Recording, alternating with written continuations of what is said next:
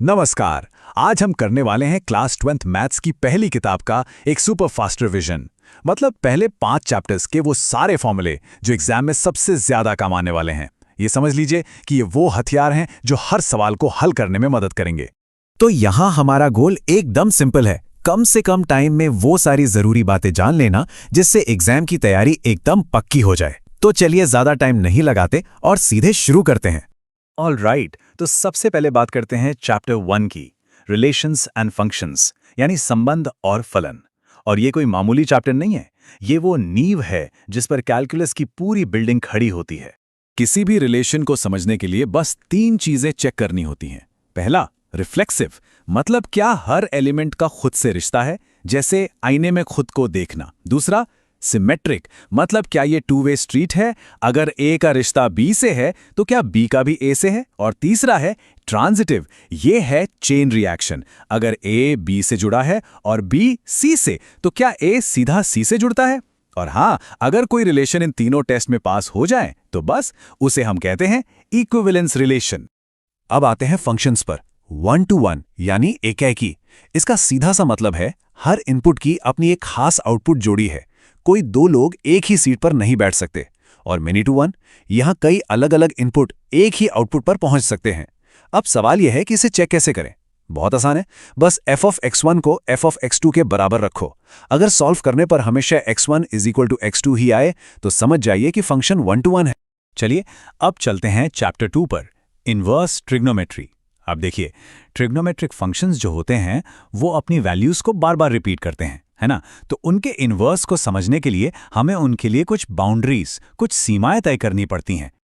और ये रही वो बाउंड्रीज। सच कहूं तो ये टेबल इस पूरे चैप्टर का दिल है।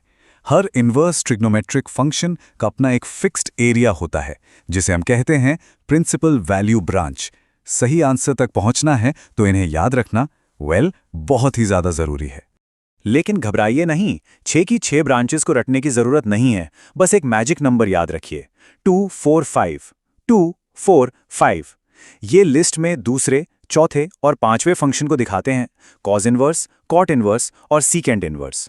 ये तीनों समझ लीजिए एक ही गैंग के हैं और इनके रूल्स भी एक जैसे ही चलते हैं। और यहीं पर हमारा 2 4 5 रूल काम आता है। देखिए, बाकी फंक्शंस के लिए तो अंदर का माइनस साइन सीधा बाहर आ जाता है, सिंपल।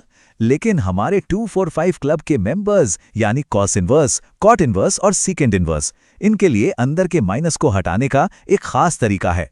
इन्हें पाई में से घटाना पड़ता है। इसे पाई माइनस क्लब भी कह सकते हैं। एक छोटा सा रूल जो बहुत सारी गलतियों को होने से रोक देता है। अब ये है इस चैप्टर का सुपरस्टार फॉर्मूला। इसको याद रखने की एक जबरदस्त ट्रिक है। ऊपर का साइन हमेशा वही रहेगा जो बीच में है। अगर tan inverse x plus tan inverse y है तो ऊपर x प्लस y आएगा, अगर माइनस है तो ऊपर x माइनस y, सिंपल। और नीचे का साइन वो हमेशा उल्टा होगा। बस इतनी सी बात। ओके, अब बारी है चैप्टर 3 की, मैट्रिसेस यानी अव्यूह।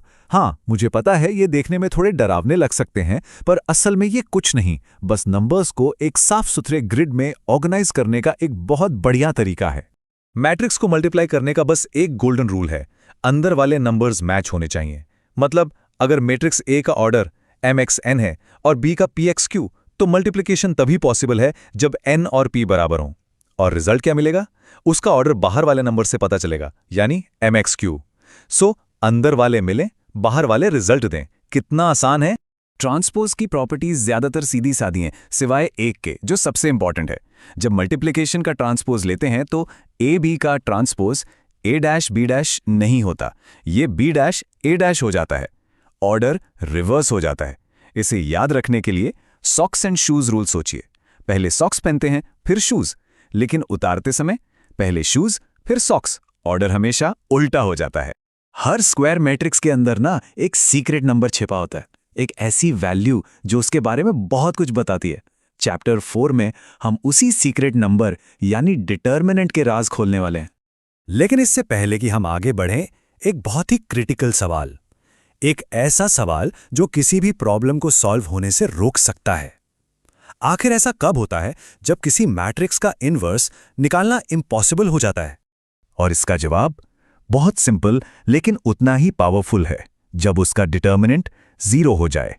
अगर डिटर्मिनेंट ऑफ ए 0 है तो वो मैट्रिक्स सिंगुलर कहलाता है।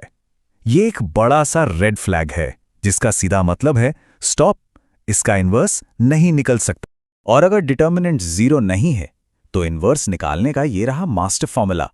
ए इन्वर्स बराबर होता है 1 डिटर्मिनेंट ऑफ ए।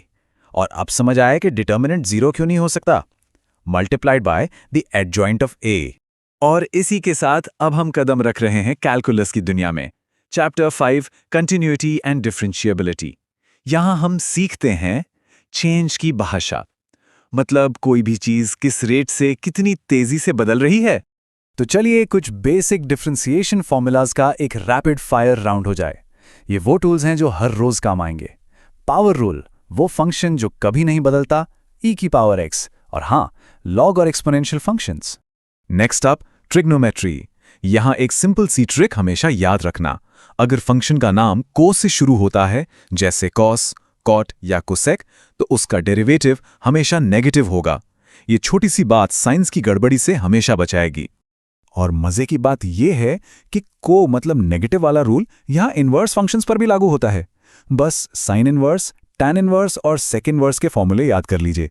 इनके जो को वाले साथी हैं, यानी कॉस इनवर्स, कॉट इनवर्स और कोसेक इनवर्स, उनके फॉर्मूले एकदम सेम हैं, बस शुरू में एक माइनस का साइन लग जाता है। मतलब 3 याद करो, 3 मुफ्त पाव वाली डील है। तो ये रहा पूरा का पूरा एसेंशियल टूलकिट।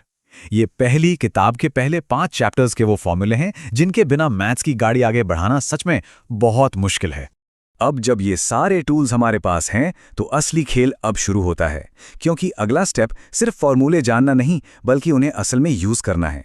तो अब सवाल ये उठता है कि इन फॉर्मूलों के साथ एप्लीकेशंस ऑफ डेरिवेटिव्स के लिए सब कितने तैयार हैं।